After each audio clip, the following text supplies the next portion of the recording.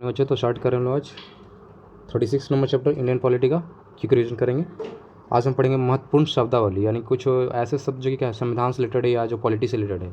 ठीक है, तो कौन कौन शब्द है ये आपको जानना जरूरी है। ठीक है, तो काफ़ी ध्यान दीजिएगा, क्विक रिविजन करेंगे, ध्यान से जल्दी से देखिएगा। ठीक है, छोटा छोटा है, समझना होगा। ठीक है, शून्यकाल क्या होता है? पहला आता है शून्यकाल। शून्यकाल क्या होता है? सदन के दोनों, क्या लिखा हो, संसद के दोनों सदनों में प्रश्नकाल के ठीक बाद के समय को क्या बोलते हैं? शून्यकाल बोलते हैं। यानी कि दोनों सदन मतलब क्या, संसद के दोनों सदन यानी कि लोकसभा और राज्यसभा दोनों में जब प्रश्नकाल खत्म हो जाता है ना, यानी प्रश्न पूछने का जो काल है यानी जो समय खत्म होता है, उसके बाद का जो समय आता है उसको बोलते हैं शून्यकाल। लेकिन इसका मतलब ये नहीं कि शून्यकाल में कोई काम नहीं होगा, शून्यकाल में काम होता है। देखिए, शून्यकाल जनरली जो होता है 12 बजे प्रारंभ होता है, यानी कि दोपहर के 12 बजे। ठीक है, लेकिन हाल फिलहाल में वर्तमान में जो शून्यकाल जो चल रहा है वो 1 बजे से शुरू होता है, 1 से लेकर 2 बजे तक, 1 घंटे के लिए रहता है। याद रखना ये बात। ठीक है, जो शून्यकाल रहेगा 1 घंटे के लिए रहेगा, प्रश्नकाल के जस्ट बाद। ठीक है, शून्यकाल नाम किसने दिया था? शून्यकाल जो नाम दिया गया था समाचार पत्रों के द्वारा दिया गया था। ठीक है, याद रखना, शून्यकाल जो नाम दिया गया किसके द्वारा? तो समाचार पत्रों के द्वारा दिया गया है। इसमें लिखा हुआ है, इस काल के दौरान सदस्य अवलंबनीय महत्वपूर्ण मामले उठाते हैं और उस पर क्या करते हैं? तुरंत कार्रवाई चाहते हैं। यानी कि वैसे मामले उठाए जाएंगे संसद के अंदर जो क्या अवलंबनीय, यानी कि बहुत दिन से क्या है, टाला हुआ है या विलम्ब किया हुआ है, यानी कि देर लग रहा है, कोई ऐसा काम है जो कि नहीं हुआ है, बहुत दिन से क्या है, पेंडिंग में है, तो उसी को क्या करते हैं, वही मामले उठाए जाते हैं और उसको फिर क्या कहता है, उस पर तुरंत कार्रवाई किया जाता है, यानी कि तुरंत फैसला सुनाया जाता है। तो याद रहेगा, शून्यकाल, शून्यकाल में कभी नहीं सोचना है काम नहीं होगा। शून्यकाल में काम ऐसा काम होगा जो क्या है पेंडिंग में है, उसको करा जाएगा। ठीक है, और ये क्या होगा, हमेशा प्रश्नकाल के जस्ट बाद आएगा, और जनरली 12 बजे शुरू होता है, लेकिन हाल फिलहाल में क्या चल रहा है, 1 से लेकर 2 बजे तक चलता है। ठीक है, और शून्यकाल नामकरण किसी का समाचार पत्रों ने दिया। ठीक है, नेक्स्ट पढ़ते हैं। जो नेक्स्ट आता है उसका नाम है संसद का स्थगन। स्थगन, स्थगन मतलब क्या लग रहा है? लग रहा है कि रोकना है, जैसे लग रहा है ना। स्थगन, संसद का स्थगन मतलब क्या होता है? वही सेम चीज़ जो आप समझ रहे हो, रोकना ही है। स्थगन द्वारा संसद में कामकाज को क्या करते हैं? स्थगित कर दिया जाता है। लेकिन ये क्या होगा, कुछ घंटों के लिए हो सकता है, कुछ दिन या कुछ सप्ताह, यानी कि टाइम पीरियड का फिक्स रहेगा। ऐसा नहीं कि मन किया तो बंद कर दिया, छोड़ दिए, ऐसा नहीं होता। इसमें आपको टाइम दिया जाएगा। अगर संसद को स्थगन करना है, यानी कि रोकना होगा, स्थगन मतलब सिंपली मान लिया रोकना है। ठीक है, जो काम कर रहे हैं उसको रोकना है, तो रोकने के लिए आपको क्या है, समय दिया जाए। कुछ घंटे रोका जा सकता है, कुछ सप्ताह या कुछ दिन रोका जा सकता है। ठीक है, एक आता है सत्रवासन। सत्रवासन का मतलब क्या होता है, ये आपको समझिएगा। अंतर ये है, स्थगन और सत्रवासन में लोग कन्फ्यूजन होता है। सत्रवासन का मतलब होता है क्या, सत्र की समाप्ति, यानी जो सत्र चल रहा है वो हमेशा के लिए फिनिश हो गया, और ये निश्चित नहीं है कि कब खुलेगा, नया जो सत्र शुरू होगा कब निश्चित, कब आएगा ये निश्चित नहीं है। यानी कि अनिश्चित काल के लिए जो सत्रावासन होता है क्या होता है, अनिश्चित काल के लिए होता है। लेकिन जो स्थगन होगा वो निश्चित काल के लिए, उसमें टाइम दिया जाएगा आपको कि 1 दिन बंद कर रहे हैं, 1 दिन के लिए, 1 घंटे के लिए, 1 सप्ताह के लिए काम रोक रहे हैं, ये होगा। लेकिन इसमें क्या होता है, पूरे सत्र को ही क्या करते हैं, फिनिश कर देता है सत्रावासन के अंदर, और अगले सत्र के लिए आपको क्या करना, वेट करना पड़ेगा। तो ये दोनों में अंतर है। तो याद रखना, संसद का स्थगन मतलब क्या करना, किसी काम को रोकना किसी फिक्स टाइम के लिए। ठीक है, नेक्स्ट पॉइंट आता है विघटन। विघटन मतलब क्या लग रहा है, तोड़ देना, ऐसा लग रहा है, विघटित कर देना। विघटन लगेगा केवल लोकसभा को ही हो सकता है। विघटन जो होता है सिर्फ लोकसभा का ही हो सकता है, और इसमें लोकसभा का क्या होता है, अंत हो जाता है। विघटन मतलब सिंपल यही मानना है कि क्या करना है, जो भी चल रहा है उसको क्या करना है, फिनिश कर देना, अंत कर देना है, खत्म कर देना है। विघटन का मतलब वही होता है। अगर कोई सत्र चल रहा है तो सत्र को क्या फिनिश कर देना, लोकसभा चल रहा है लोकसभा को फिनिश कर देना, नया फिर से लोकसभा आएगा। ठीक है, तो यार विघटन जो होता है सिर्फ और सिर्फ लोकसभा का होता है। राज्यसभा क्यों नहीं होता, क्योंकि राज्यसभा क्या अस्थायी होता है, और ये जो क्या होता है लोकसभा क्या होता है, अस्थायी होता है। इसलिए क्या होता है, लोकसभा का विघटन होता है, राज्यसभा का विघटन नहीं होगा। याद रखना ये बात। आपसे सवाल आएंगे विघटन किसका होगा, तो सिर्फ और सिर्फ लोकसभा का होगा। ठीक है, इसमें क्या होगा, लोकसभा का अंत हो जाता है। नेक्स्ट पॉइंट जो होता है उसका नाम है अनुपूरक प्रश्न। अनुपूरक मतलब क्या होता है, अनुपूरक मतलब क्या लग रहा है, रिलेटेड क्वेश्चन है। ठीक है, अनुपूरक का मतलब कन्फर्मेशन होता है। कन्फर्मेशन मतलब क्या, कन्फर्म करने के लिए प्रश्न कर रहे हैं। जैसे कि क्या लिखा है उसमें, कि सदन द्वारा अध्यक्ष की अनुमति से किसी विषय पर उसके संबंध में उत्तर दिया जा चुका है। यानी कि हम संसद में कोई क्या बोलते हैं, प्रश्न उठाए हैं, ठीक है, और अध्यक्ष द्वारा उसका जवाब दे दिया गया है। ठीक है, फिर भी हमको कन्फ्यूजन रह गया उससे रिलेटेड, तो कन्फ्यूजन को दूर करने के जो प्रश्न पूछे जाते हैं उसी को बोलते हैं अनुपूरक प्रश्न। बस इतना याद रखना है, यानी कन्फर्मेशन करने के लिए, यानी कि जो अगर अध्यक्ष ने कोई फैसला सुनाया है किसी विषय पर, ठीक है, लेकिन हम क्या है, कन्फ्यूज हैं, या उसी से रिलेटेड कोई और क्वेश्चन है, तो उससे जो क्वेश्चन पूछे उसी से रिलेटेड जो क्वेश्चन रहेंगे उसे क्या बोलेंगे, अनुपूरक क्वेश्चन। ठीक है, अनुपूरक प्रश्न बोलेंगे। ठीक है, यानी कि कन्फर्मेशन क्वेश्चन को बोलते हैं। नेक्स्ट आता है तारांकित। तारांकित मतलब क्या, स्टारेड हो गया। तारांकित मतलब क्या, जिसमें स्टार लगाया हुआ है, तारांकित प्रश्न। इसमें क्या होता है, जिन प्रश्नों का उत्तर सदस्य तुरंत सदन में चाहता है, यानी जो सदन के सदस्य हैं वो चाहते हैं कि तुरंत अभी के अभी जवाब मिल जाए, तो इसको क्या बोलते हैं, तारांकित प्रश्न बोलते हैं। इसमें क्या होता है, इसमें जो उत्तर जो होता है मौखिक रूप से दिया जाता है। ऐसा नहीं है कि तुरंत अगर जवाब भी देना हो तो क्या होगा, मौखिक रूप से देगा, लिख के नहीं दिया जाता। याद रखना, तारांकित प्रश्न जो भी जवाब दिए जाएंगे वो क्या होगा, मौखिक दिए जाएंगे, ठीक है। और जो सवाल लिखा जाएगा उस पर क्या होगा, स्टार लगा होगा। याद रखना, जो प्रश्न दिया जाएगा ना उस पर क्या लगा होगा, स्टार लगा रहेगा। तारा लगा अन्य प्रश्न से क्या अलग करते हैं, यानी कि इस पर अगर स्टार लगा तो समझ लो क्या है, वो है तारांकिक प्रश्न है। याद रखना ये बात। नेक्स्ट आता है अतारांकिक, यानी जिसमें स्टार नहीं लगा हुआ है। तो ऐसे जो क्वेश्चन किए जाएंगे इसमें क्या होता है, सदस्य जो है लिखित चाहता है, जो उत्तर चाहिए वो किस जो लोग जो संसद के सदस्य अगर कोई क्वेश्चन पूछ रहा है अध्यक्ष से तो उसका उत्तर उसको किस में चाहिए, लिखित में चाहिए। याद रखना ये बात। मौखिक में जाएगा तो तारांकित हो जाएगा, और अतारांकित यानी कि अनस्टार्टेड है ये, तो इसमें क्या होगा, लिख के दिया जाएगा उत्तर। जो उत्तर होगा क्या होगा, लिख कर दिया जाएगा। लिखा इन प्रश्नों में अनुपूरक प्रश्न नहीं पूछे जाएंगे। अनुपूरक प्रश्न आपने पढ़ा था इससे पहले कि किसी प्रश्न का जवाब अध्यक्ष दे चुका है लेकिन उससे कन्फ्यूजन रिलेटेड है, तुम कन्फ्यूजन को पूछते हैं, उसी को बोलते हैं अनुपूरक प्रश्न। लेकिन अगर आपको अतारांकिक प्रश्न पूछना तो उसमें अनुपूरक प्रश्न नहीं पूछ सकते हैं। क्यों नहीं पूछ सकते, क्योंकि उसमें लिखित में आपको जवाब मिलेगा ही नहीं, है कि नहीं। इसलिए याद रखना, अनुपूरक प्रश्न नहीं पूछ सकते, क्योंकि अंतराज में क्या होता है, लिखित जवाब मिलते हैं। और अनुपूरक प्रश्न जनरली क्या होता है, का आंसर क्या होता है, जनरली क्या होता है, मौखिक ही होता है कि नहीं। यानी बोलकर ही जो अनुपूरक आप प्रश्न पूछेगा क्या होगा, आपको बोलकर ही बताया जाएगा, इसलिए उसको लिख नहीं सकते हैं, इसलिए क्या हो गया, वो अंतरांकिक प्रश्न नहीं होगा। वो ऐसे प्रश्न होंगे जिसका जवाब हमको क्या चाहिए, लिख के चाहिए। नेक्स्ट आता है स्थगन प्रस्ताव। क्या लगा, रोकने की प्रस्ताव लगा। स्थगन मतलब ये पढ़ा था आपने कुछ देर पहले भी, सदन में स्थगन। तो ये स्थगन प्रस्ताव किस लाया था, स्थगन प्रस्ताव को पेश करने का मुख्य उद्देश्य क्या है, स्थगन प्रस्ताव को पेश करने का मुख्य उद्देश्य क्या है। इसमें लिखा हुआ कि अवलंबनीय लोक महत्व के मामले को सदन द्वारा ध्यान आकर्षित करना होता है। यानी कुछ ऐसे मामले क्या है कि बहुत दिन से टाला जा रहा है या बहुत दिन से क्या पेंडिंग में पड़ा हुआ है, तो उस पर ध्यान आकर्षित हो, जो अध्यक्ष हैं या जो सदन है उसका ध्यान उसकी तरफ आकर्षित हो, इसलिए क्या करते हैं, स्थगन प्रस्ताव लाया था। इसमें क्या करा जाता है, बीच में ही सदन को रोक दिया जाता है और जो मेन सवाल है उसको पूछ लिया जाता है। स्थगन मतलब यही समझना, जो काम काज चल रहा है उसको रोक देना है और बीच में क्या करना, नया सवाल पूछना है, जो कि बहुत इंपॉर्टेंट है पब्लिक के लिए या लोगों के लिए, ठीक है। तो उसको बोलेंगे क्या, स्थगन प्रस्ताव बोला जाएगा, यानी कि संसद को बीच में रोक के प्रश्न जो पूछे जाएंगे। इसमें लिखा हुआ इस प्रस्ताव का स्वीकार कर लिया जाता है तो क्या लिखा हुआ, अगर संसद ने क्या करा कि संसद को लगा कि एक क्वेश्चन काफ़ी इंपॉर्टेंट है तो संसद क्या उसको क्या करेगा, स्वीकार कर लिया। मान लो ऐसा भी होता है कि आज स्वीकार कर दे तो आपको बैठना पड़ जाएगा, आपको रोक नहीं सकते हैं बीच में। अगर संसद ने क्या करा, स्वीकार कर लिया कि हाँ बहुत इंपॉर्टेंट क्वेश्चन है, अगर स्वीकार कर लिया तो क्या होगा, तो उसमें क्या होगा, संसद फिर नियमित क्या करे, कार्य को रोक देता है और फिर प्रस्ताव को पेश करने के लिए 50 से हाँ फिर क्या करता है, उस पर चर्चा शुरू कर देता है। अगर कोई सवाल आपने पूछा है क्या संसद को बीच में रोक के, तो उसको क्या बोलेंगे, स्थगन प्रस्ताव बोलेंगे। कोई प्रस्ताव ला रहा है, प्रस्ताव कब लाया जाएगा, जब सदन के सदस्य क्या करेंगे, स्वीकार कर लेंगे। इसके लिए आप क्या होना चाहिए, कम से कम 50 सदस्य की आपको स्वीकृति चाहिए।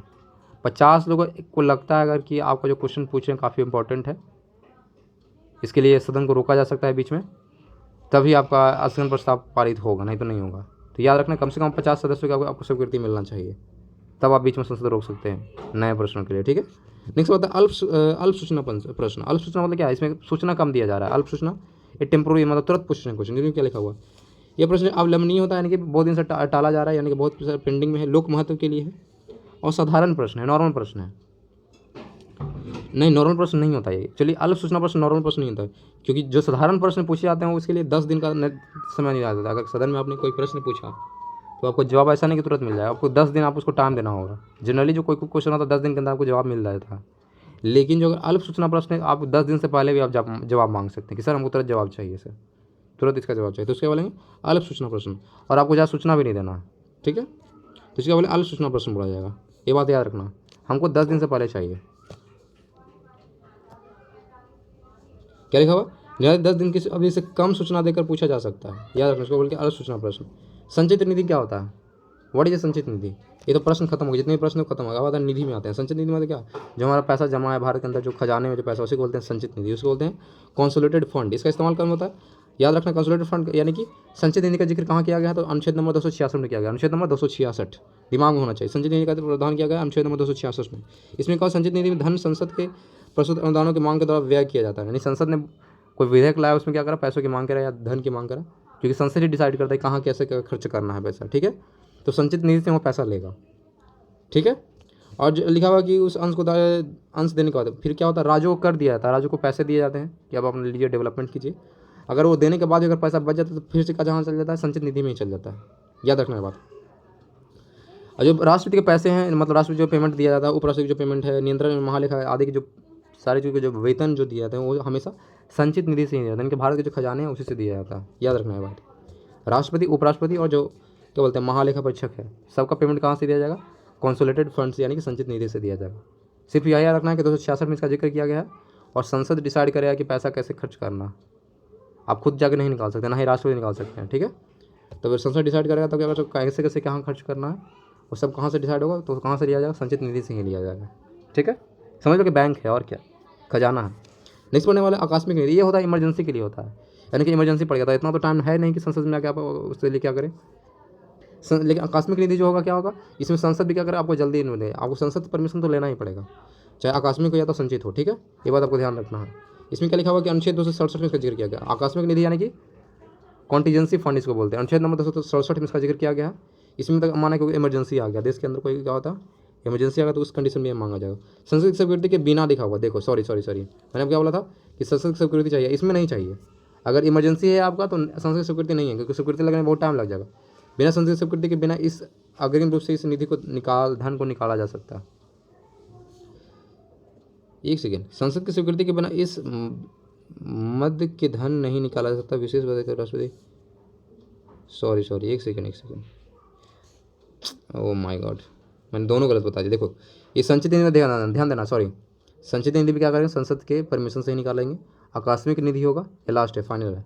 आकस्मिक निधि भी क्या होगा, कंटीजेंसी फंड भी अगर निकालना चाहते हैं तो इसके लिए भी क्या होगा, संसद से आपको क्या होना, परमिशन लेना होगा। याद रखना, दोनों के लिए परमिशन लेना होगा, कन्फ्यूजन नहीं होना, क्योंकि हम अभी देखिए आपने देखा होगा कि अभी कन्फ्यूज हो गए, लेकिन ऐसा नहीं होना, कन्फ्यूज नहीं होना। संचित निधि रहे या आकस्मिक निधि रहे, दोनों के लिए आपको करना पड़ेगा, संसद से अनुमति लेना पड़ेगा। संसद अगर पास करता है तो ही आपको मिलेगा। संचित निधि का जिक्र किया गया 266 में और आकस्मिक निधि जिक्र किया अनुच्छेद नंबर 267 में किया गया। कन्फ्यूजन नहीं होना, जिस तरह से हम भी हो गया उस तरह से नहीं होना है, याद रखना। ये विशेष परिस्थिति में क्या करता है, राष्ट्रपति अग्रिम रूप से निधि को धन निकाल सकता है, लेकिन यहाँ पे देखो राष्ट्रपति को पावर दिया गया, ये एक एक्स्ट्रा पॉइंट है। आकस्मिक निधि में क्या है, कंसोलिडेटेड मतलब कॉन्टीजेंसी फंड से क्या कर सकता है, राष्ट्रपति निकाल सकता है अग्रिम रूप से, यानी पहले ही निकालेगा, बिना संसद के मतलब स्वीकृति के पहले ही निकाल सकता है। ये है थोड़ा सा ट्विस्ट, यही है। आपको लगेगा कि बिना परमिशन के निकाला जा सकता है, निकाला जा सकता है, लेकिन सिर्फ और सिर्फ राष्ट्रपति निकालेगा अग्रिम रूप से, वो भी बाद में उसको देना ही पड़ेगा बायोडाटा, क्यों खर्चा किया, क्या कर चाहिए, ठीक है। लेकिन जनरली जो निकाला जाएगा संसद की अनुमति से ही निकाला जाएगा, लेकिन राष्ट्रपति क्या कर सकता है, अग्रिम रूप से इस निधि से धन निकाल सकता है, यानी कि पहले ही निकाल सकता है, ठीक है।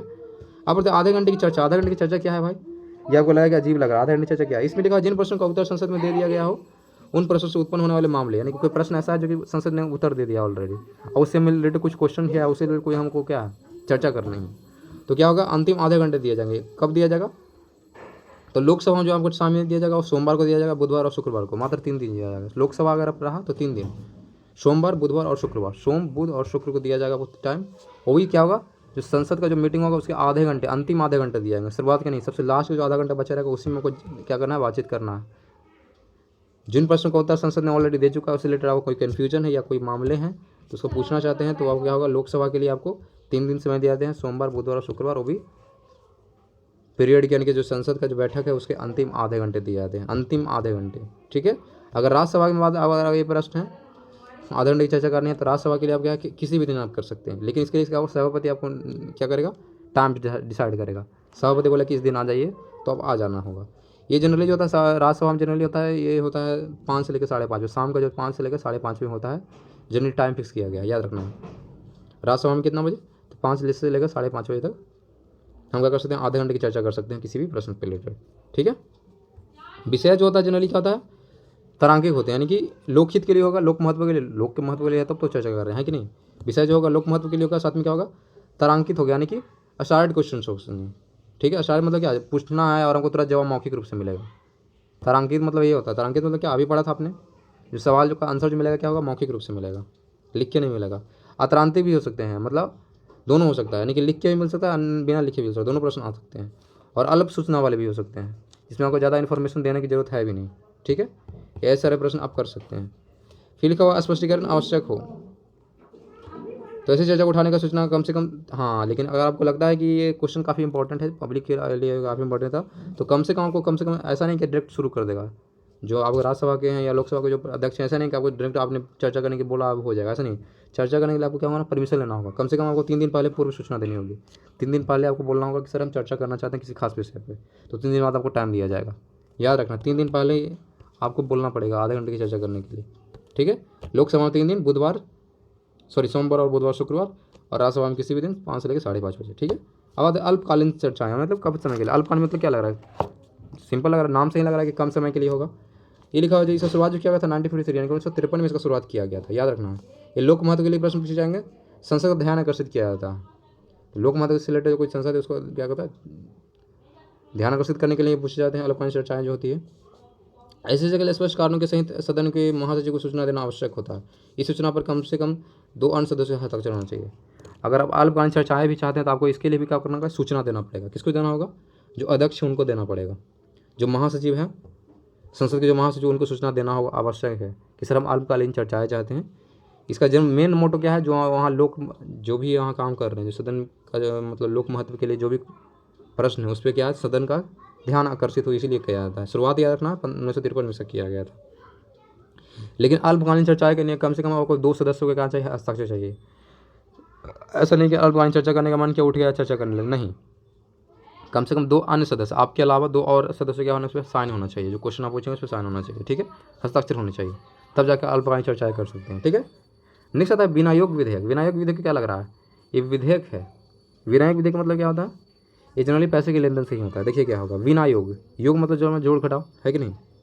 तो विनियोग विधेयक जो भारत में संचित निधि है, यानी कि जो खजाने हमारे पास हैं, ठीक है, सरकार के हेतु खर्च अनुदान की मांग शामिल होती है। भारतीय संचित निधि में कोई भी धन विधेयक अधीन से निकाला जाता है। अगर जो भी संचित निधि में जो भी है पैसा जमा है या जो भी पैसा है उसको निकालना हम अगर चाहते हैं तो ऐसा नहीं कि जगह आप निकाल लेंगे, उसके लिए क्या होता है, विधेयक लाना पड़ता है। और उस विधेयक का नाम क्या है, विनियोग विधेयक। विनियोग विधेयक के आधार पर यहाँ पैसे निकाल सकते हैं, बिना इस विधेयक के आप पैसे नहीं निकाल सकते हैं, ठीक है। विनियोग विधेयक क्या बताता है, कितना खर्च करना है, कहाँ खर्चा करना है, ये डिसाइड करता है, इस विधेयक के अंदर लिखा होता है, ठीक है। तो विनियोग विधेयक के आधार पर क्या करते हैं, जो संचित निधि है वहाँ से क्या करते हैं, पैसे निकाल सकते हैं, ठीक है, समझ गए। नेक्स्ट पॉइंट पढ़ते हैं। नेक्स्ट पॉइंट आपको रिलेटेड क्या है, उसका नाम है, ध्यान दीजिएगा, उसका नाम है लेखा अनुदान। लेखा से लग रहा है क्या, लिख के लिया जा रहा है, ऐसा लग रहा है ना। लेकिन लेखा अनुदान का जिक्र कहाँ किया गया, तो अनुच्छेद नंबर याद रखना, अनुच्छेद नंबर 116 का में इसका जिक्र किया गया है। विधेयक को पारित होने से पहले भी रुपये की आवश्यकता हो सकती है। ऐसा भी है जैसे आपने यहाँ करा, क्या नाम, विनियोग विधेयक आपने पारित किया, उसके बाद आपने पैसा निकाला। लेकिन ऐसा भी तो कंडीशन आ सकता है कि विनियोग विधेयक पारित होने से भी पहले आपको क्या पैसे की जरूरत पड़ेगी, इमरजेंसी है, पैसे की जरूरत है, तो उसमें क्या करोगे, तो उसी कंडीशन में लेखा अनुदान की शुरुआत होती है। क्या लिखा हुआ, विधेयक के पारित होने से पहले भी रुपये की आवश्यकता हो सकती है, ठीक है। अनुच्छेद नंबर 116 में के अंतर्गत बोला गया है कि लोकसभा लेखा अनुदान पारित कर सरकार के लिए अग्रिम राशि मंजूर कर सकती है, जिसके बारे में बजट विवरण देना सरकार के लिए संभव नहीं है। देखो जनरली जो पैसे निकाले जाते हैं उसके लिए क्या बजट तैयार होता है, विनियोग विधेयक के तहत जो पैसे निकाले जाते हैं उसके लिए संसद में जाना पड़ता है और क्या होता है, बजट वगैरह तैयार होता है कि नहीं। लेकिन अगर आपको इमरजेंसी पड़ गया तो ऐसा थोड़ी है कि विधेयक का इंतजार कीजिएगा, नहीं, उसके लिए आप लेखा अनुदान कर सकते हैं। लेखा अनुदान क्या होता है, लोकसभा के पास एक पावर होता है कि वोट ऑफ क्या बोलते हैं, वोट ऑन अकाउंट करके आता है, यानी उसको बोलते हैं हिंदी में लेखा अनुदान। उसके वो पारित करके क्या कर सकता है, लोकसभा क्या कर सकता है, आपको पैसे दे सकता है, वो भी पहले, और भी बिना बजट जारी किए। सोच लो, इसका फ़ायदा यही है, इसका सिर्फ इमरजेंसी में इस्तेमाल किया, ऐसा नहीं कि कभी भी इस्तेमाल करना। लेखा अनुदान का इस्तेमाल इमरजेंसी में किया जाएगा, और इसका जिक्र कहाँ गया, 116 का में इसका जिक्र किया गया, यानी कि आवश्यकता जिस समय आएगा उसी समय लेना है, यानी कि बिना कोई विधेयक पारित किए पैसा निकाल सकते हैं, ठीक है। लेकिन मंजूरी कौन देगा आपको, लोकसभा का मंजूरी देगा। उसके बाद किस आधार पर, तो लेखा अनुदान के आधार पर, वोट ऑन अकाउंट के आधार पर, ठीक है, समझ गए। नेक्स्ट पढ़ते हैं वित्त विधेयक। वित्त विधेयक मतलब क्या होता है, पैसे से लेन देन की चल रहा है। तो वित्त विधेयक का जिक्र कहाँ किया गया, तो परिभाषा का पूछा कि वित्त विधेयक का परिभाषित कहाँ किया गया, तो अनुच्छेद नंबर 112 में किया गया, याद रखना। वित्त विधेयक 112, अनुच्छेद नंबर 112 दिमाग में होना चाहिए, वित्त विधेयक अनुच्छेद नंबर 112 है, ठीक है। जिन वित्तीय प्रस्तावों को सरकार ग्रामीण वर्ष के लिए सदन प्रस्तुत करती है उन वित्तीय प्रस्तावों को क्या मिलाकर वित्त विधेयक लाया जाता है। यानी कि सरकार क्या कर रहा है, हर बार क्या ला रहा है, नया नया प्रस्ताव ला रहा है कि यहाँ का डेवलपमेंट करना तो इतना पैसा खर्च करेंगे, वहाँ का डेवलपमेंट करना तो इतना पैसा खर्च करेंगे, बार बार से प्रस्ताव ला रहा है, ठीक है, वित्तीय प्रस्ताव ला रहा है, ठीक है। तो सारे वित्तीय प्रस्ताव को करना एक साथ ला देना, तो उसी को बोलेंगे विधेयक बोल जाएगा, यानी कि कानून बन जाएगा एक तरह से। सारे प्रस्ताव को क्या करते हैं, मिलाकर जो बोला जाता है उसको बोलते हैं वित्त विधेयक बोला जाता है, ठीक है।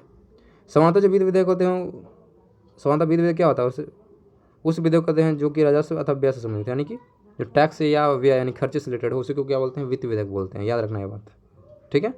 संसद पर सभी वित्त विधेयक धन विधेयक नहीं हो सकते। एक पॉइंट ये काफ़ी इंपॉर्टेंट, वित्त विधेयक और धन विधेयक दोनों अलग होता है। वित्त विधेयक नॉर्मल विधेयक होगा, धन विधेयक स्पेशल होता है, याद रखना है। तो ये बात आपको याद रखना, जितने भी प्रस्तुत किए जाएंगे संसद में जो भी विधेयक, वो याद रखना है कि वो वित्त विधेयक तो हो सकते हैं लेकिन धन विधेयक नहीं हो सकते, याद रखना है। वही हो रहा है, संसद में सभी वित्त विधेयक धन विधेयक नहीं हो सकते हैं। अब कौन डिसाइड करेगा कि वित्त विधेयक है या कोई विधेयक लाया गया तो डिसाइड करेगा कि ये धन है या वित्त है? कैसे डिसाइड करोगे? कौन डिसाइड करेगा? तो डिसाइड कौन करता है? लोकसभा के अध्यक्ष डिसाइड करते हैं कि कौन सा विधेयक क्या है। अगर उनको लगता है कि ये विधेयक धन विधेयक है तो धन विधेयक में बांट देंगे, और उसको अगर उनको लगता है कि वित्त विधेयक तो वित्त विधेयक में बांट देंगे।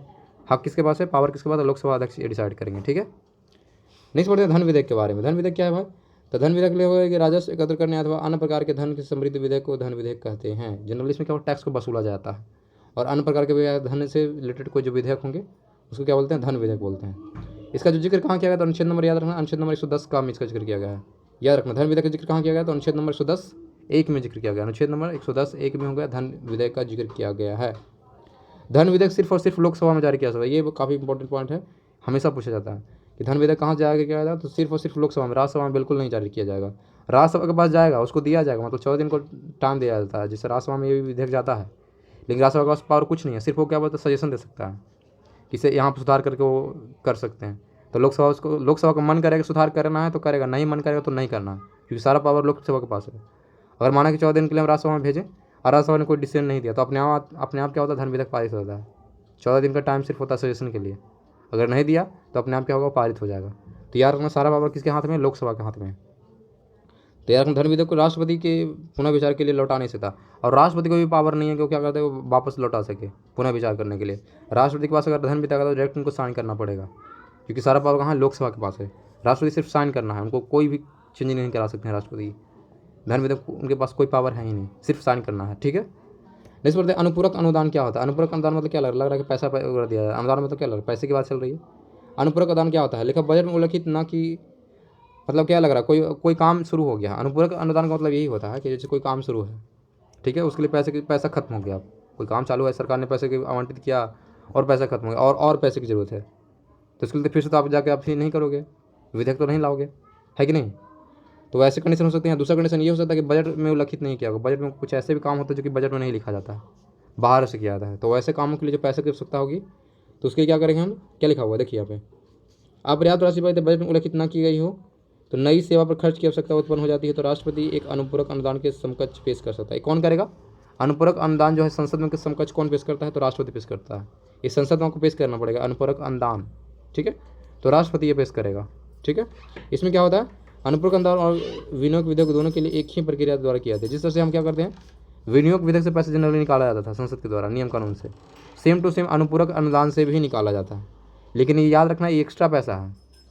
जब विनियोग विधेयक होता है इसमें डिसाइड होता है कि इतना खर्च करना है, ऐसे खर्च करना है, ये होता है जब पूरा जोड़ा घटाव किया हुआ। लेकिन जो अनुपूरक अनुदान होगा, जब पैसे घट जाएंगे या कोई नया चीज़ है जो इसका बजट में जिक्र नहीं किया गया, तो उसके लिए अनुदान यानी कि इसके लिए पैसा निकाला जाएगा अनुपूरक अनुदान के अनुसार। ठीक है, लेकिन प्रोसेस सेम है, संसद ही डिसाइड करेगा कितना पैसा कितना देना है। ठीक है, उसको बोलेंगे क्या? अनुपूरक अनुदान बोलेंगे। नेक्स्ट बढ़ते हैं, बजट सत्र क्या होता है? बजट सत्र, बजट में ऐसा सत्र जो कि जिसमें बजट जारी किया जाएगा।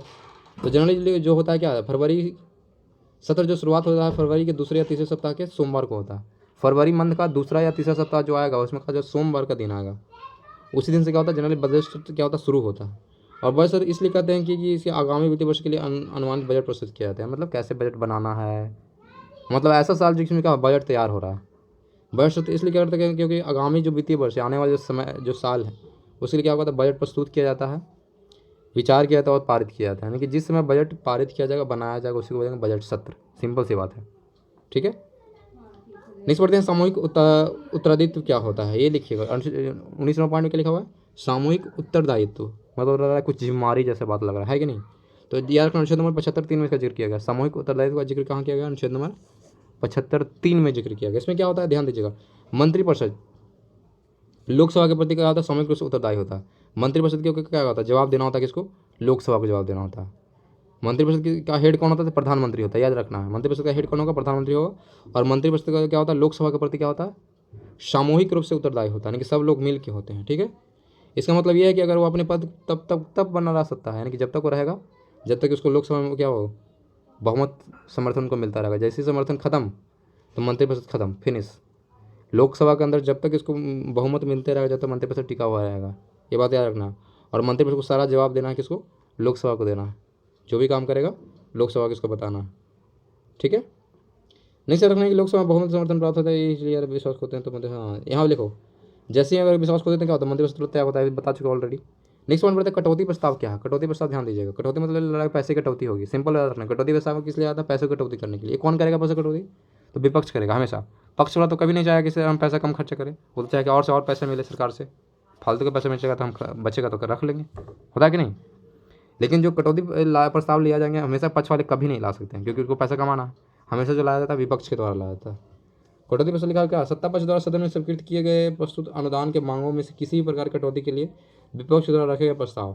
विपक्ष ने बोला कि सर इतना पैसा खर्च नहीं होगा, या आप ज़्यादा पैसा दे रहे हैं तो कटौती कीजिए, तो इसके बाद सुना जाएगा। सरकार की नीतियों का सिक्योरिटी ध्यान रहेंगे। अगर देखो कि ऐसा लगता है कि जो विपक्ष है उसको लगता है कि जो भी पैसे दिए गए हैं, जो भी काम किए जा रहे हैं वो अच्छा नहीं है, और उसको मन नहीं भर रहा है विपक्ष को, तो क्या करता है, तो 1 रुपये की कटौती करता है। सोचो कितना कम कटौती है, 1 रुपये कटौती। लेकिन रीज़न क्या है, ऐसा क्यों करता है, कटौती तो बहुत करवाना चाहिए, 1 रुपये कटौती क्यों करता है, क्योंकि वो दिखा रहा है क्या, वो क्या दिखा रहा है, अस्वीकृति को शो कर रहा है कि हम खुश नहीं हैं, हम अस्वीकार कर रहे हैं, ये दिखाता है। इसीलिए 1 रुपये का ही मात्र करता है। 1 रुपये ही काफ़ी है, किसी के अपोजिट जाने के लिए 1 ही रुपया काफ़ी है कि नहीं। तो अस्वीकृति को दर्शाने के लिए क्या करता है, 1 रुपये की कटौती का प्रस्ताव जारी करता है, ठीक है। जिसका अर्थ यह होता है कि प्रस्ताव मांग के मुद्दे पर स्पष्ट उल्लेख नहीं किया गया। इसका मतलब जो भी मांगा गया है सत्ता पक्ष द्वारा वो सही नहीं मांगा गया है, ऐसा सोचता है विपक्ष वाला। इसी कारण क्या करता है, वो 1 रुपये की कटौती करता है। कुल मिलाकर यह है कि अपोजिट हमें आपके जो भी आप मांग करें वो सही नहीं है, तो विपक्ष क्या करेगा, 1 रुपये कटौती करेगा। सिंपल याद रखना, इसी बोलते हैं कटौती प्रस्ताव। कटौती प्रस्ताव किस लिए आ जाएंगे, पैसे को बचाने के लिए किया जाएगा। माने कोई सत्ता पक्ष ने काफ़ी ज़्यादा पैसे बचा लिए हैं, काफ़ी ज़्यादा पैसा मांग कर रहा है, जो उतना जरूरत है नहीं, तो क्या करेगा विपक्ष वाला, क्या बोलेगा कि ज़्यादा पैसे ले रहा है, पैसे कटौती हो, तो इसी को बोलेंगे कटौती प्रस्ताव बोलेंगे। नेक्स्ट पॉइंट बोलते हैं अविश्वास प्रस्ताव। अविश्वास में क्या होता है, विश्वास नहीं है आप पे, अविश्वास प्रस्ताव करने का तो बड़े बड़े सरकार गिर जाते हैं, याद रखना है। इसमें एमएलए खरीद लिए जाते हैं, तो क्या होगा, जैसे ही आपका, अब कोई पार्टी है, मान लीजिए आप कोई पार्टी है, और आपका जो विपक्ष वाला और सीधा आपके ऊपर क्या आप विश्वास प्रस्ताव पारित कर दें, इसका मतलब ये हुआ कि आप पे विश्वास नहीं, आप सरकार नहीं चला सकते हैं, ऐसा होता है। अविश्वास प्रस्ताव मतलब यही होता है कि आप चलाने योग्य नहीं है, ठीक है। तब क्या करेंगे, आपको विश्वास दिलाना होगा कि नहीं हम हैं, मेरे सपोर्ट में इतना इतना मंत्री है कि नहीं। लेकिन वही होता है, अगर पैसे से खरीद लिया गया मंत्री को विपक्ष द्वारा, तो आपके सपोर्ट में कोई मंत्री आएगा नहीं, तो फिर क्या होगा, आपको सरकार गिर जाएगी। सिंपल बात, यही होता है अविश्वास प्रस्ताव। इसी कारण क्या होता है, सरकारें गिरते हैं, बड़े बड़े सरकार। लेकिन क्या लिखा हुआ, इसमें लिखा हुआ कि विपक्षी दल के किसी सदस्य द्वारा, मात्र एक सदस्य भी ऐसा कर सकता, सोच लो, विपक्षी दल के सदस्य द्वारा प्रस्ताव के पक्ष में कम से कम 50 सदस्यों का होना आवश्यक है। अगर कोई प्रस्ताव लाता है, मतलब अविश्वास प्रस्ताव पेश करता है, लेकिन इसमें क्या होगा, 50 लोग क्या होना चाहिए, सपोर्ट होना चाहिए। ऐसा नहीं कि अकेला हम खड़ा हो गए हैं, अकेला तो खड़ा होकर बोल तो दिया, अविश्वास प्रस्ताव ला दिया, लेकिन क्या होना, मेरे पीछे क्या होना चाहिए, 50 लोग का सपोर्ट होना चाहिए। तो वही हो रहा है, कम से कम 50 सदस्यों का होना आवश्यक है आपके पक्ष में, ठीक है। प्रस्तुत किए जाते हैं और 10 दिन के अंदर इससे पर चर्चा होना आवश्यक है, और चर्चा के बाद अध्यक्ष मतदान द्वारा निर्णय की घोषणा करेंगे। अगर किसी भी क्या बोलते हैं पार्टी के खिलाफ या किसी भी मंत्री के खिलाफ अगर अविश्वास प्रस्ताव आता है, तो उसको 10 दिन का समय दिया था कि प्रूफ करो कि तुम सही हो, गलत नहीं हो, ठीक है। और चर्चा होने के बाद फिर क्या वोटिंग करा जाते हैं, ऐसा नहीं है, वोटिंग तो कराएगा कि कौन कौन किसी सपोर्ट में है, तैयार रखना, वोटिंग कराए जाते हैं। और जो ये लाया जाएगा अविश्वास प्रस्ताव, उसके लिए कम से कम कितने लोगों की मंजूरी चाहिए, तो 50 सदस्यों के होना चाहिए, समर्थन आपको मिलना चाहिए, तभी आप पारित कर सकते हो, तो नहीं पारित कर सकते, ठीक है। नेक्स्ट बोलते हैं मूल प्रस्ताव। मूल प्रस्ताव में जितने भी प्रस्ताव हैं मेन उस सबको इसमें ऐड कर लिया जाता है मूल प्रस्ताव। इसमें लिखा है, इसी को बोलते हैं संपूर्ण प्रस्ताव। मूल प्रस्ताव को ही बोलेंगे क्या, संपूर्ण प्रस्ताव बोला जाता है। इसमें कहा बहुत सारे छोटे छोटे प्रस्ताव इसको ऐड किया जाता है। जैसे देखिए क्या लिखा हुआ कि संपूर्ण प्रस्ताव होता है, ठीक है। मूल प्रस्ताव को इस तरह से बनाया जाता है कि सदन के फैसले का अभिव्यक्ति हो सके, यानी कि ऐसा बनाया जाता है जिसमें क्या सदन में उसके खिलाफ बहस कर सकते या चर्चा कर सकते, यानी कि फालतू के बना दिया, ऐसा नहीं होता है। ये काफ़ी इंपॉर्टेंट था, बहुत अच्छे से बनाया जाता है, ताकि क्या हो, रिस्पेक्ट किया, जो भी मतलब संसद में फैसला होगा उसका रिस्पेक्ट कर सके, या अच्छा क्वेश्चन रहेगा तो क्या होगा, संसद में अच्छे से चर्चा होगी, है कि नहीं। मतलब संसद की मर्यादा बनी रहे, ऐसा प्रस्ताव पारित करना, ठीक है। लिखा हुआ प्रस्ताव मूल प्रस्ताव होता है। निम्नलिखित बहुत सारे प्रस्ताव हैं, तो क्या लिखा, निम्नलिखित प्रस्ताव जब मूल प्रस्ताव के अंदर आते हैं, मूल प्रस्ताव के अंदर तो कौन कौन से प्रस्ताव आते हैं। पहला जो प्रस्ताव आता है लिखा हुआ राष्ट्रपति के अभिभाषण का धन्यवाद प्रस्ताव। अगर राष्ट्रपति ने कोई अच्छा काम किया हुआ या अच्छा भाषण दिया, तो उसके लिए क्या करते हैं, एक धन्यवाद प्रस्ताव लाते हैं, जिसमें क्या करते हैं, राष्ट्रपति को हम धन्यवाद दे रहे हैं कि आपने बहुत अच्छा काम किया, ठीक है। तो इसको क्या करना, मूल प्रस्ताव बोलेंगे। दूसरा जो बात है उसको बोलते हैं अविश्वास प्रस्ताव, अभी पढ़ चुके हैं उससे पहले। अविश्वास प्रस्ताव ये भी क्या आता है, मूल प्रस्ताव के अंदर ही आता है। इसमें क्या लिखा हुआ कि कोई सदस्य मंत्रिपरिषद में अपना विश्वास व्यक्त करता है, यदि वह प्रस्ताव पारित कर दिया जाता है तो मंत्रिपरिषद को त्याग देना पड़ता है। अगर किसी के प्रति अगर अविश्वास प्रस्ताव पारित हो गया है, अगर वो प्रूफ नहीं कर पा रहा है कि हम विश्वासी नहीं हैं, तो क्या करें, अंत में उसके कारण त्यागपत्र देना पड़ेगा, यानी उसको प्रूफ करना पड़ेगा कि हम इसके लायक हैं, विश्वास के लायक हैं। अगर नहीं कर पाते तो क्या करना पड़ेगा, त्यागपत्र देना होगा। सोच लो, ठीक है। नेक्स्ट बढ़ते हैं नंबर 6, लोकसभा के अध्यक्ष मंत्रिपरिषद के त्यागपत्र देना पड़ता है, नहीं सॉरी, लोकसभा के अध्यक्ष, उपाध्यक्ष और राज्यसभा के उपसभापति निर्वाचन के लिए या हटाने के लिए मूल प्रस्ताव लाया जाता है। जो प्रस्ताव लाया था किसके लिए, हम चाहते हैं कि लोकसभा के अध्यक्ष को हटाना चाहते हैं या उपाध्यक्ष को हटाना चाहते हैं। साथ में राज्यसभा के जो उपसभापति, सभापति नहीं लिखा, उपसभापति लिखा हुआ, क्योंकि जो राज्य के सभापति कौन थे, उपराष्ट्रपति, तो उपराष्ट्रपति को थोड़ी आप हटा सकते हैं, नहीं हटा सकते हैं। सिर्फ और सिर्फ किसको हटा सकते, उपसभापति को हटा सकते हैं, सभापति को नहीं हटा सकते। रीजन क्या है, क्योंकि राज्यसभा का जो सभापति होता है कौन, उपराष्ट्रपति होता है, इसलिए उनको नहीं हटा सकते हैं। तो ये रखना है, लोकसभा के अध्यक्ष, उपाध्यक्ष और राज्यसभा के उपसभापति को निर्वाचन करने के लिए, यानी कि वोटिंग कराने के लिए या चुनाव कराने के लिए या हटाने के लिए क्या लगते हैं, मूल प्रस्ताव को ही लाते हैं, मूल प्रस्ताव, ठीक है। एवं मूल प्रस्ताव का नेक्स्ट प्रस्ताव आते हैं जो कि मूल प्रस्ताव के अंदर ही है, जैसे उसका नाम है विशेषाधिकार प्रस्ताव। इसमें क्या विशेष अधिकार दिया जाता है, इसमें क्या लिखा हुआ, संसद के किसी सदस्य द्वारा पेश किया जाता है। कोई भी सदन का, संसद का जो सदस्य होगा इसको पेश कर सकता है, विशेषाधिकार प्रस्ताव जो है कोई भी पेश कर सकता है, ठीक है। इससे यह पता चलता है कि मंत्रिपरिषद के किसी सदस्य ने झूठा या प्रस्तुत करके उल्लंघन किया।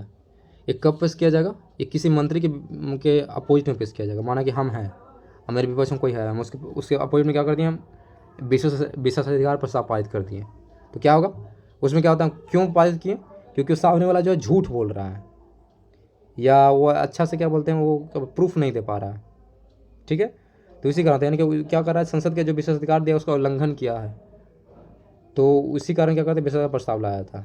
कुल मिलाकर यही है, हम ये साबित करना चाहते हैं कि जो सामने वाला है वो जो प्रूफ दे रहा है गलत दे रहा है, जो बोल रहा है गलत बोल रहा है, ठीक है। उसी के कारण, उसी के लिए हम क्या लाते हैं, विशेषाधिकार प्रस्ताव लाते हैं। अगर वो पकड़ा गया तो उसको क्या हटा दिया जाएगा, उस पर कार्रवाई होगा, ठीक है। नेक्स्ट बढ़ते हैं स्थानापन्न प्रस्ताव। इसमें क्या लग रहा है, स्थानापन्न मतलब लग रहा है कि स्थान को चेंज कर रहा है, ऐसा लग रहा है ना। ये लिख रहा है कि मूल प्रस्ताव के स्थान पे ही आता है। स्थानापन्न इसलिए नाम ही इसलिए है कि मूल प्रस्ताव के स्थान पे आमतौर पर विकल्प के रूप में पेश किया जाता है और इसे स्थानापन्न प्रस्ताव कहा जाता है। यानी कि जो मूल प्रस्ताव उसके जगह पे हम इस्तेमाल कर सकते हैं, कौन सा प्रस्ताव, स्थानापन्न प्रस्ताव इस्तेमाल कर सकते हैं। याद रखना सिंपली, जो मूल प्रस्ताव के स्थान पे आ जाए उसको क्या बोलेंगे, स्थानापन्न प्रस्ताव बोलेंगे, ठीक है। अब बढ़ते हैं अनुषंगी। अनुषंगी मतलब क्या लग रहा है, इसको फॉलो करना है, इस टाइप का फीलिंग आ रहा है कि नहीं। अनुषंगी प्रस्ताव क्या है भाई, तो बोल रहा है कि विभिन्न प्रकार के कार्यों और अगली कार्रवाई के लिए नियमित उपाय के लिए पेश किया था। ये देखो, अनुषंगी मतलब क्या, फ्यूचर का सोचना। अनुषंगी में तो सिंपली फ्यूचर का सोचना है, ठीक है। ये विभिन्न कार्यों के अगली कार्रवाई करने की, ऐसा काम जो अभी करना नहीं है, अभी प्रेजेंट में जरूरत है ही नहीं, आगे फ्यूचर में करना, या अगली कार्रवाई के लिए नियमित उपाय के रूप में पेश किया जाता है। यानी कैसे काम करना है, क्या करना है, कितने पैसे खर्च होंगे, ये सारे प्रस्ताव जो पेश किए जाते हैं उसी को बोलते हैं अनुषंगी प्रस्ताव। यानी किसी काम को करने से पहले जो प्रस्ताव लाया जाएगा उसी को बोलेंगे अनुषंगी प्रस्ताव, सिंपल, ठीक है। नेक्स्ट बोलते प्रतिस्थापन प्रस्ताव। क्या लग रहा है, किसी दूसरे के जगह पे आ गया ये, है कि नहीं। माना कोई इंपॉर्टेंट काम चल रहा है, इंपॉर्टेंट प्रश्न वगैरह पूछा जा रहा है, उसकी जगह पे हम कोई और प्रश्न पूछ सकते हैं बीच में ही, ठीक है, जो क्या है लोग के लिए, मतलब लोगों के लिए काफ़ी इंपॉर्टेंट है, ठीक है। तो उसी को बोलेंगे प्रतिस्थापन प्रस्ताव। यानी किसी प्रश्न की जगह दूसरा प्रश्न पूछ लिए, पूछना यह था उसी से रिलेटेड कोई दूसरा प्रश्न पूछ लेते हैं, तो इसका बोलते हैं प्रतिस्थापन प्रस्ताव बोलते हैं उसको, ठीक है। नेक्स्ट बोलते हैं संशोधन प्रस्ताव। संशोधन तो लग रहा है क्या करना है, सही करना है। संशोधन मतलब ये होता है संशोधित करना। ये लिख रहा है प्रस्ताव मूल प्रस्ताव में संशोधन करने के लिए पेश किया था। जो मूल प्रस्ताव ने पढ़ा था, बहुत सारे उसमें प्रस्ताव थे मूल प्रस्ताव के अंदर, उसी को संशोधित करना आप चाहते हैं, ठीक करना चाहते हैं, तो क्या करें उसके लिए आपका करो संशोधन प्रस्ताव लाओगे, ठीक है। नेक्स्ट बोलते हैं 27 नंबर उसका लिखा हुआ अनियमित दिन वाले प्रस्ताव। यानी कि इसमें कोई टाइम फिक्स है ही नहीं, नाम ही में फिक्स है, अनियमित दिन लिखा हुआ है, यानी कभी भी कर सकता है, किसी भी समय, यानी कि समय इसमें नियत नहीं। जिस प्रस्ताव को अध्यक्ष द्वारा स्वीकार या स्वीकार किया जा सकता है, लेकिन अध्यक्ष में क्या करेगा, या तो आपको प्रस्ताव को स्वीकार कर लेगा या तो अस्वीकार कर देगा, कहे कि आप सही है नहीं तो गलत है। अब सीधे आपको स्वीकारा जाएगा तो अस्वीकार कर लिया जाएगा, ठीक है। तो उसको क्या बोलेंगे, अनियमित दिन वाले प्रस्ताव बोले जाते हैं उसको, यानी किसी भी समय लाया जा सकता है, ठीक है, समझ गए। नेक्स्ट पढ़ते उसको बोलते हैं अध्यादेश। अध्यादेश मतलब क्या था, आपने पढ़ा होगा, इससे पहले आपको पढ़ा चुके थे। अध्यादेश जारी करता है कोई राष्ट्रपति करता है, जो पावरफुल आदमी है वही अध्यादेश जारी करता है, यानी कि अपना क्या बोलते हैं, जनरली राष्ट्रपति जारी करता है। उसके पास एक्स्ट्रा पावर है, क्या करता है वो अपने पावर से, यानी कि अपने पद के पावर से कोई भी चीज़ वो जारी कर सकता है, कोई भी कानून बना सकता है, लेकिन ज़्यादा दिन वैलिड होता नहीं है। जनरली अध्यादेश होगा 6 महीने के लिए होता है। लेकिन देखिए यहाँ क्या लिखा, राष्ट्रपति, राज्यपाल, संसद अथवा विधान मंडल के सत्रावासन की स्थिति, मंडल के सत्रावासन क्या अध्यादेश में निहित विधि संसद अथवा विधान मंडल के अगले सत्र की शुरुआत के 6 सप्ताह के बाद प्रयत्न योग्य नहीं रह जाती। ये संसद अथवा विधान मंडल द्वारा उसका अनुमोदन नहीं कर लिया जाता, ठीक है। अगर माना कि राष्ट्रपति ने प्रस्ताव जारी किया, संसद, राष्ट्रपति ने क्या करा, कोई प्रस्ताव जारी किया, मतलब कोई अध्यादेश जारी करा, ये मान लो अध्यादेश का मतलब क्या, कोई बात बोला, कोई नियम कानून जारी करा, तो कब तक वो वैलिड रहेगा। माना ये सत्र चल रहा है, सत्र फिनिश हो गया, तो जो अगला सत्र शुरू होगा उसके 6 सप्ताह बाद तक रहेगा। मतलब माना कि ये सत्र अभी चल रहा है, इस सत्र फिनिश हो गया, हम अभी अध्यादेश लाए हैं और ये सत्र फिनिश हो गया, तो जो अगला सत्र आया, ठीक है, अब अगला सत्र के कितना दिन बाद, अगला सत्र के कितने दिन बाद, 6 सप्ताह बाद, यानी कि लगभग कितना, 1.5 महीने बाद क्या होगा, अपने आप जो आपने अध्यादेश जारी किया अपने आप क्या होगा, खत्म हो जाएगा। लेकिन इसका उसको 6 महीना करने का आइडिया है, कब खत्म होगा, जब आपका संसद ने कोई आपके जो अभी अपने अध्यादेश जारी किया उस पर संसद ने कोई रिएक्शन नहीं दिया, कोई रिएक्ट नहीं किया, ठीक है, जो कोई नियम कानून नहीं बनाया संसद ने, तब इस कंडीशन होता है। लेकिन अगर संसद आपके जो अध्यादेश जारी किया उसको स्वीकार कर ले कि आप जो बोल रहे हैं वो सही है, ठीक है, तो क्या हो सकता है, वो बहुत दिन के लिए क्या होता है, अध्यादेश जारी हो सकता है, नहीं 6 महीने के लिए लगभग जारी हो सकता है, याद रखना। यानी इसके लिए क्या हो, संसद तथा विधानमंडल का मंजूरी जरूरी है। मंजूरी कर देता है तो अध्यादेश जारी रह जाएगा, अगर नहीं मंजूरी रहेगा तो अगले सत्र के 6 सप्ताह बाद अपने आप से आप जो अध्यादेश है वो खत्म हो जाएगा। बस इतना याद रखना। नहीं बोलते निंदा प्रस्ताव क्या, निंदा मतलब क्या लग रहा है, किसी की बुराई करना है। निंदा प्रस्ताव मतलब यही होता है, किसी को बुराई करने के लिए लाया था जनरली। निंदा प्रस्ताव जब मंत्रिपरिषद अथवा किसी एक मंत्री के विरुद्ध में आता है, या तो पूरे मंत्रिपरिषद के विरुद्ध में ला सकते हैं आप, या तो किसी एक मंत्री के विरुद्ध में आप ला सकते हैं। इसका मेन कारण विफलता पर, यानी कि वो ठीक से काम नहीं किया, विफल रहा है, तो जो गुस्सा है उसको दिखाने के लिए हम निंदा प्रस्ताव लाते हैं, उसकी बुराई हम करते हैं। कारणों का उल्लेख करना होता है, यदि निंदा प्रस्ताव में क्या होता है, आपको कारण बताना होगा क्यों आप निंदा करना चाह रहे हैं, तो कारण देंगे कि ये काम नहीं किया, वो नहीं किया, ठीक है। और ये सारे होते हैं नियमानुसार है या नहीं, उसका निर्णय अध्यक्ष करता है। यानी कि जो आपने निंदा प्रस्ताव लाया, आप सही बोल रहे हो या गलत बोल रहे हैं, मैंने किसी का निंदा कर रहा है सामने, हम कर रहे हैं किसी का निंदा, तो हम सही कर रहे हैं निंदा या गलत कर रहे हैं, कौन डिसाइड करेगा, जो अध्यक्ष है वही डिसाइड करेगा। सिंपल सी बात है, जो अध्यक्ष है मेन हेड पे बैठा है वही तो डिसाइड करेगा सही है गलत है, जो भी हम आरोप लगा रहे हैं, ठीक है। उसी को लेकर निंदा प्रस्ताव किसी की बुराई करना, सिंपल। धन्यवाद प्रस्ताव क्या है, धन्यवाद में किसी को क्या अप्रिशिएट करना चाहते हैं, जनरली होता है राष्ट्रपति के लिए होता है ये। लेकिन राष्ट्रपति के अभिभाषण के बाद, यानी कि राष्ट्रपति ने अच्छा भाषण दिया या अच्छे काम करा, वह संसद की जो कार्य मंत्रणा समिति की सिफारिश पर 3 से 4 दिन तक क्या होता है, धन्यवाद प्रस्ताव पेश किया जाता है। यानी कि 3 से 4 दिन तक उसको क्या करते हैं, धन्यवाद प्रस्ताव लाते हैं, उनकी मतलब तारीफ करते हैं। कुल मिलाकर ये 3 से 4 दिन, एक दिन में काम नहीं भरता है। देखो 3 से 4 दिन तक क्या होता है, धन्यवाद प्रस्ताव पेश किए जाते हैं। चर्चा प्रस्ताव के द्वारा आरंभ किया जाता है, जिसने प्रस्ताव लाया है, मैंने प्रस्ताव लाया कि चलो राष्ट्रपति को धन्यवाद दिया जाए, मैंने प्रस्ताव लाया था, ठीक है। तो शुरुआत जो है चर्चा की हम ही करेंगे, क्योंकि हम धन्यवाद देना चाह रहे हैं। तो जो प्रस्तावक जो होगा चर्चा की शुरुआत वही करेगा, जो क्या करेगा, क्या लिखा होगा, चर्चा प्रस्तावक के द्वारा आरंभ किया जाए। चर्चा जो है प्रस्तावक द्वारा ही आरंभ किया, जिसने प्रस्ताव लाया राष्ट्रपति को धन्यवाद देने के लिए, ठीक है। और प्रस्तावक का समर्थन, उसके बाद क्या होगा, प्रस्तावक बोल दिया, उसके बाद क्या होगा, उसके जो समर्थक है वो बोलेंगे, जैसे हम बोला, मैंने शुरू करा, और जो मेरे समर्थन मेरे पार्टी वाले वो भी क्या करेंगे, बाद में धन्यवाद प्रस्ताव के लिए कुछ बोलेंगे। कुल मिलाकर ये है, ठीक है। इस चर्चा में राष्ट्रपति का नाम नहीं लिया था। देखो हम राष्ट्रपति को धन्यवाद तो दे रहे हैं, लेकिन राष्ट्रपति के नाम नहीं ले सकते आप।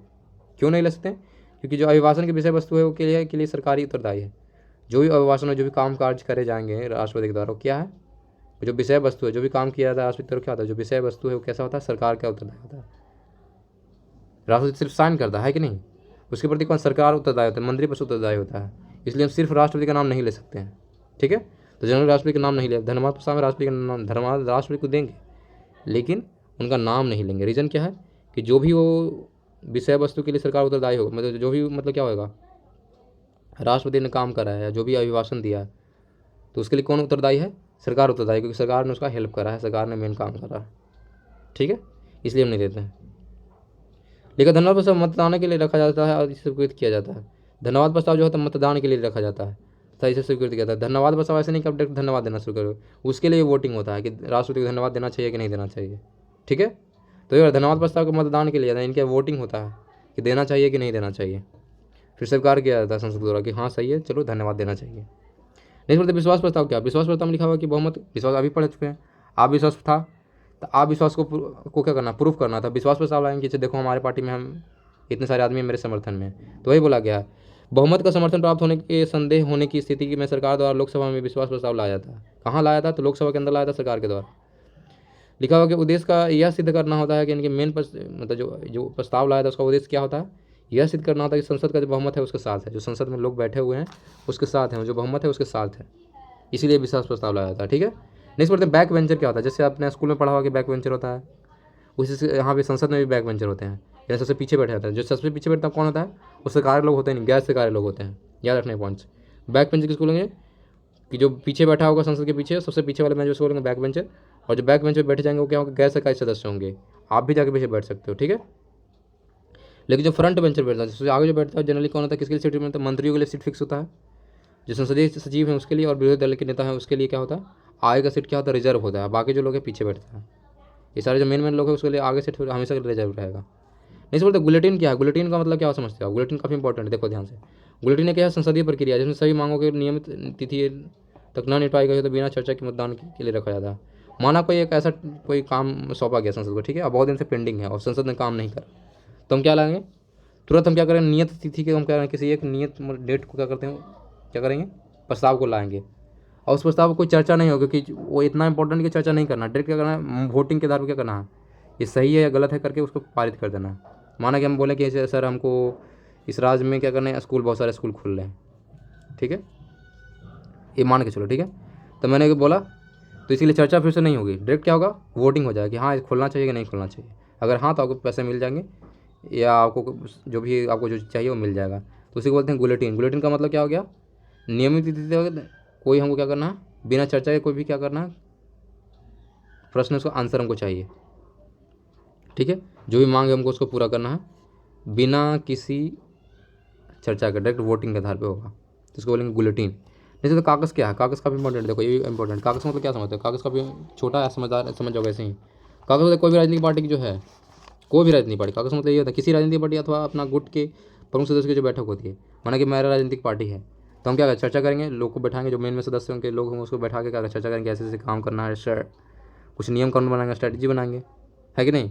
तो ये कोई भी राजनीतिक दल या गुट है जो क्या कर सकता है, बैठक करेगा, उसी को बोलते हैं कागज़। कागज़ में क्या होता है, जो भी फैसला दिया जाएगा, जो भी बैठक में जो फैसला होगा वो पूरे पार्टी को मानना होगा, पूरे गुट को मानना होगा। ऐसा नहीं कि 4 लोगों के बीच में बात हो गया तो 5वां नहीं मानेगा, ऐसा नहीं है, पूरे पार्टी को मानना होगा, उसी को बोलते हैं कागज़। कागज़ मतलब बहुत सारे राजनीतिक दलों क्या क्या बैठक, और या बहुत सारे गुटों का क्या होता है, बैठक को बोलेंगे कागज़ बोलेंगे, ठीक है। जैसे त्रिशंकु संसद क्या होता है, त्रिशंकु संसद क्या होगा, एक कंडीशन का होता है, जनरली आम चुनाव में कंडीशन आता है, जब वोटिंग है दोनों सेम हो गया, अब वोटिंग दोनों पार्टी का सेम हो गया, कंडीशन ऐसा आ गया तो क्या करोगे, तो उसमें त्रिशंकु संसद का स्थापना किया जाता है। क्यों किया जाता है भाई, ताकि फैसला हो सके। देखो क्या लिखा हुआ है, आम चुनाव में किसी भी राजनीतिक दल को स्पष्ट बहुमत न मिलने की स्थिति में त्रिशंकु संसद की रचना किया जाता है। त्रिशंकु संसद की स्थिति में दल बदलाव जैसे कुप्रथाओं के प्रोत्साहन मिलता है। त्रिशंकु संसद बनते हैं तो वही डिसाइड करता है क्या कि कौन पार्टी बनना चाहिए, मतलब कौन पार्टी होगा, क्या होगा, किसको बहुमत मिलना चाहिए। तो इस कंडीशन में क्या होगा, नेता लोग टूटना शुरू करेगा। जब मैंने कहा 2 पार्टी है, दोनों पार्टी को सेम सेम सीट मिला, तो ये पार्टी वाला चाहेगा कि इसका नेता हम खरीद लें, ये पार्टी चाहेगा इसका नेता हम खरीद लें। तो इसी कंडीशन में क्या होता है, दल बदल का जो काम होता है बहुत तेज़ी से बढ़ जाता है, ठीक है। तो इसी को लेंगे त्रिशंकु संसद। किस लिए बनाए जाएंगे, तो फैसला सुनाने के लिए बनाया जाएगा कि कौन जीता कौन हारा, ठीक है। यानी कि एक पॉजिटिव हो गया, एक निगेटिव हो गया, 2 पार्टी हो गया, दोनों का सेम वोट मिला के बीच में रहेगा, है कि नहीं, सॉरी, है कि नहीं, ठीक है। तो ये था हमारा देखा त्रिशंकु संसद था। नेक्स्ट पढ़ने वाले हैं 3-4 और हैं, ठीक है। एक आता नियम 193। नियम 193 के रूल नंबर 190 थे। ये क्या है भाई, बोला इस नियम के अंतर्गत सदस्य जो है अत्यावश्यक एवं अविलंबित विषय पर तुरंत आत्मान चर्चा की मांग कर सकता है। यानी कि रूल नंबर 193 के तहत कोई भी जो काफ़ी इंपॉर्टेंट प्रश्न या कोई क्वेश्चन से हम तुरंत हम मांग कर सकते हैं कि सर इस पर तुरंत चर्चा किया जाए। जो ये नियम लाया गया था, कब लाया गया था, तो 1953 में लाया था, नहीं कि 1953 में इसको लाया गया था। रूल नंबर 193 कब लाया गया था, तो 1953 में लाया गया था, याद रखने वाला। ये जो जनरली जो सदस्य किसी भी सार्वजनिक महत्व को अविलंबनीय विषय पर अल्पकालीन चर्चा के लिए नोटिस दे सकते हैं। यह चर्चा किसी प्रस्ताव के माध्यम से नहीं होती, यानी कि इसके लिए कोई प्रस्ताव देने की आवश्यकता भी नहीं है आपको कि सर ये प्रस्ताव करना या इस प्रस्ताव के आधार पर आपको चर्चा करना, नहीं, बिल्कुल नहीं। सीधे आपको इंपॉर्टेंट क्वेश्चन सीधे आप पूछ लीजिए, ठीक है। ये लिखा रहेगा इस कारण चर्चा के अंत में सदन के मत विभाजन नहीं होता, और साथ में क्या होता है, वोटिंग पर भी नहीं होता। पक्ष सदस्य के संबंध विषय के अपने प्रकट करने का अवसर मिलता है।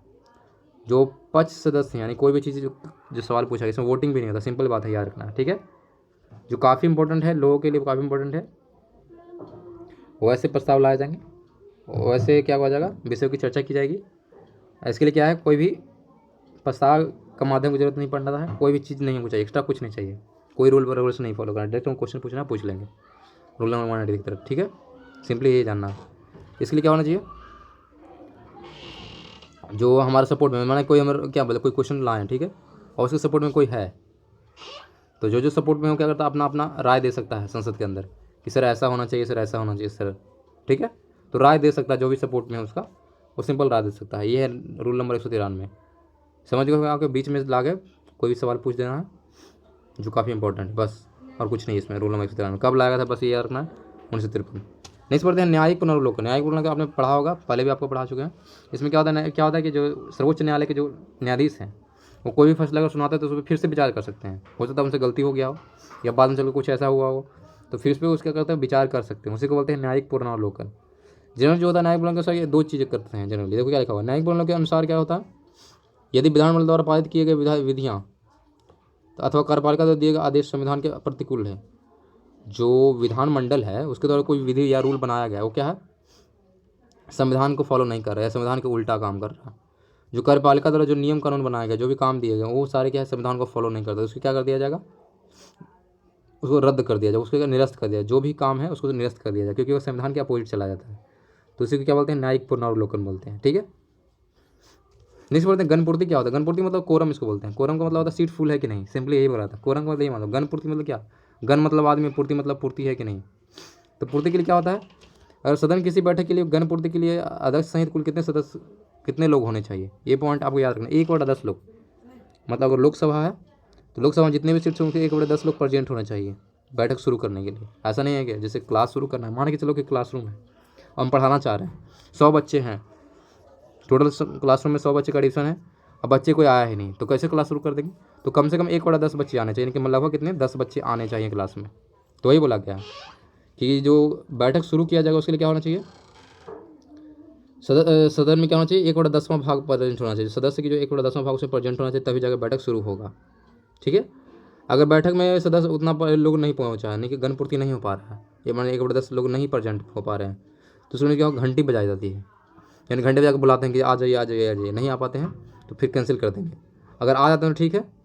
और ये पॉइंट आपको याद रखना, जब तक वहाँ पे 1/10 लोग प्रेजेंट नहीं हुए तब तक क्या होगा, अध्यक्ष पीठासीन नहीं होगा, मतलब वो अपना सीट पे नहीं बैठेगा। अगर अध्यक्ष सीट पे बैठ जाएगा तो समझो कि कार्रवाई शुरू कर दिया जाएगा। इसी कारण वो अपने सीट पे बैठते ही नहीं, क्योंकि मजबूरी फिर हो जाएगा, है कि नहीं। तो जब तक सदस्य मतलब पूर्ण नहीं जाते हैं, मतलब गणपूर्ति नहीं होगा, जब तक क्या होगा, अध्यक्ष अपनी सीट पर नहीं बैठेगा। ये बात आपको ध्यान रखना। गणपूर्ति का मतलब होता है लोगों की पूर्ति, यानी कि 1/10 लोग कम से कम होने चाहिए कोई भी बैठक करने के लिए, उसी को बोलते हैं अंग्रेजी में कोरम।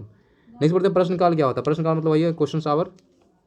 दोनों सदन के प्रत्येक जो स्टार्टिंग में जो बैठा होगा, जैसे भी अपने सदन शुरू हुआ था जो स्टार्टिंग जो 1 आवर होते हैं, 1 घंटे, उसी को बोलते हैं प्रश्नकाल। उसमें सवाल पूछा जाता है जो इंपॉर्टेंट पॉइंट है और उसका जवाब भी दिया जाता है। और प्रश्नकाल इंपॉर्टेंट क्यों है, देखिए यार, प्रश्नकाल के दौरान सदस्य को सरकार, यहाँ पे क्या होता है, जब जो सरकार है, जो सरकार है उससे क्या करते हैं, हम सरकार से क्वेश्चन पूछते हैं, साथ में उसका आलोचना भी करते हैं, याद रखना।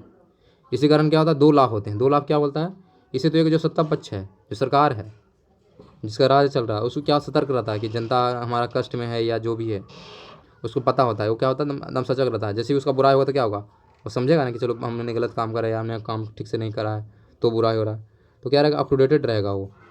दूसरा ये है कि दूसरा फायदा है कि सरकार अपनी नीति एवं कार्यक्रमों की जानकारी देता है। जैसे कोई सरकार ने अपना बहुत अच्छा काम किया तो तारीफ तो करेगा खुद का, है कि नहीं। तो दोनों काम कर सकता है, ये तो एक तो उसका बुराई होगा, बुराई होने से क्या फ़ायदा है कि वो क्या होगा, सतर्क हो जाएगा जनता के प्रति।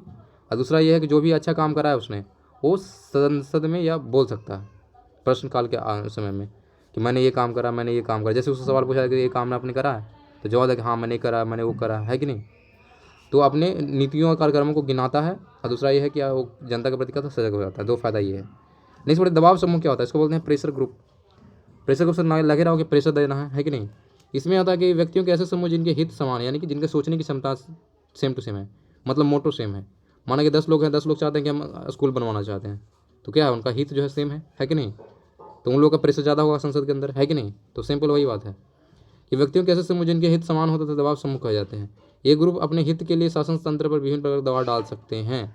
शासन तंत्र पर क्या कर सकते हैं, दबाव डाल सके, वो नियम कानून बनवा सकते हैं, क्योंकि सबका एक ही काम है, सबका हित जो है समान है। अब जब बहुत सारे लोग एक ही चीज़ चाहेंगे तो ऑटोमेटिक दबाव बढ़ जाएगा, है कि नहीं। नेक्स्ट बोलते हैं पंगु सत्र। इसको बोलते हैं लेमेंडक सेशन बोलते हैं। ये जनरली भारत में नहीं होता है लेकिन पढ़ना है। लेमेंडक सेशन को बोलते हैं पंगु सत्र। ये जो होता है कहाँ, अमेरिका में होता है, भारत में नहीं होता, याद रखना ये बात, ठीक है। इसमें होता क्या है, जनरली ये जो होता है, जो कार्यकाल चल रहा है, कोई भी सत्र चल रहा है या कोई भी विधानमंडल का जो कार्यकाल चल रहा है, वो समाप्ति और क्या होता है, समाप्ति पे है, ठीक है, एकदम लास्ट महीना है या लास्ट दिन समझ लो। विधानमंडल के कार्यकाल की समाप्ति और दूसरे विधानमंडल की शुरुआत का बीच का पार्ट है।